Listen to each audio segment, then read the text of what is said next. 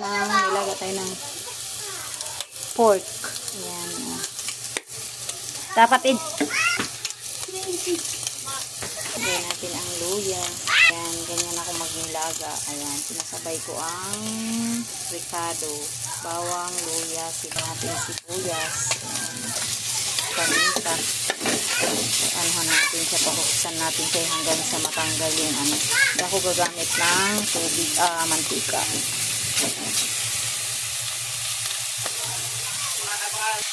Ito ng tubig. Lagay natin ang ating patatas.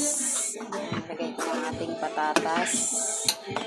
Natin siya ng maging sarap.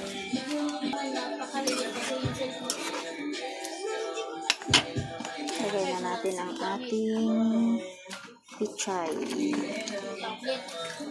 Lagay natin tulunggay. Yan, ganyan ako magluto ng malunggay. Ang aking nilaga.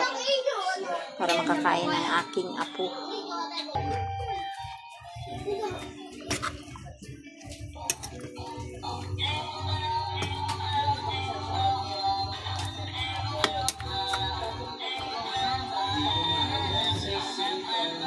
Ayan, luto na ang sinabawang baboy na may malunggay.